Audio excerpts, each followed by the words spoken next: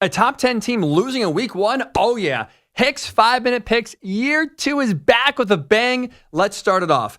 Number 14, Clemson, taking on number 1, Georgia. Dogs, 13.5-point favorites. Winner of this game? The Dogs. But Clemson is covering this spread. Here's why. I have a lot of questions and concerns about Georgia's offense going to this game specifically. I don't think they're going to have a lot of success moving the ball, in part because their running back situation's in flux. I'm going to assume as we record this that Trevor Etienne, their number 1 guy, is not going to play on Saturday. I think he'll be suspended from the DUI. Kirby's really given no indication to think otherwise, which means Branson Robinson, after missing all last year now, will be the number 1 back for the Dogs. That is concerning, first and foremost, against a good Clemson defense. Couple that with the fact that the Dogs are trying to replace 4 out of their top 5 receivers from last year. We saw this Georgia offense get off to a slow start last year before kind of kicking into high gear around middle to late October.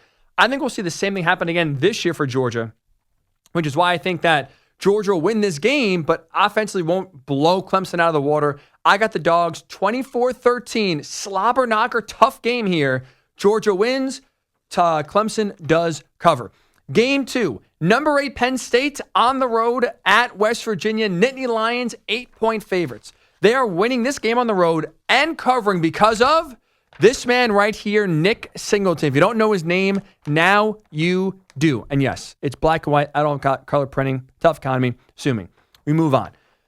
When Penn State hired offense coordinator Andy Kotelnicki, a lot of assumption was, it's going to help Drew Aller the most. And I think he will help Penn State's quarterback out a lot this year. But I think he's going to help these running backs. Singleton, along with his running mate, Katron Allen, these two are going to feast in his offense.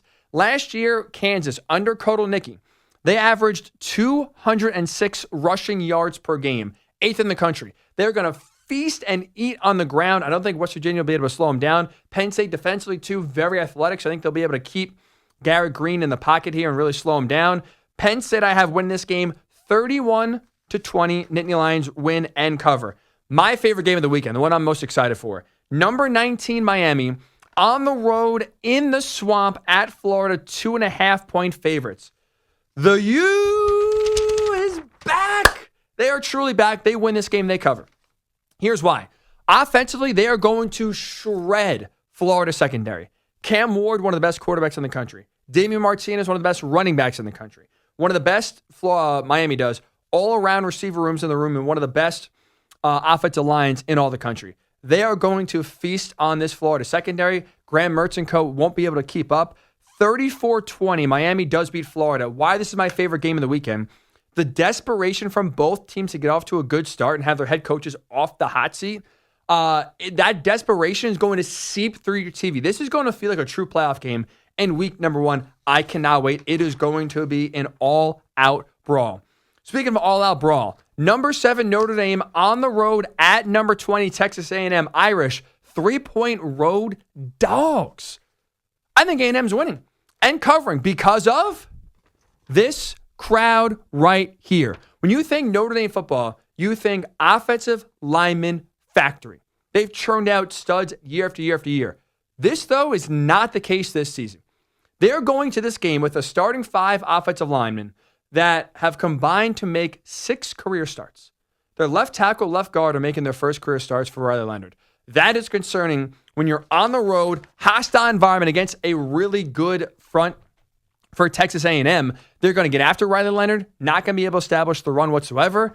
The Notre Dame offense line to me, I would compare it to like a spooked horse at the track that has the yips before trying to can't get him into the gate. He's jumping around. We'll see a lot of false starts. I think a lot of guys just kind of on their heels, getting very nervous. Low-scoring game here. I think it's going to be 20-13. A&M does win and cover the spread. Notre Dame loses. Not done with the playoff, but I think they do lose this game. Run the table, but a tough week one matchup here for the Irish. Finally, number 23 USC taking on number 13 LSU out in the desert. Tigers 4-point favorites.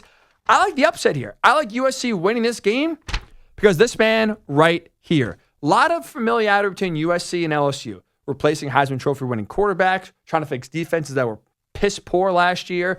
The one constant, the man I trust the most in this matchup, Lincoln Riley. His offenses, no matter who is running them, they work, they have success. Malin also, I think, will come in and have immediate success. Shootout here. I like USC winning 34-27 over the Tigers in the desert. Week 1 in the books. Let's go!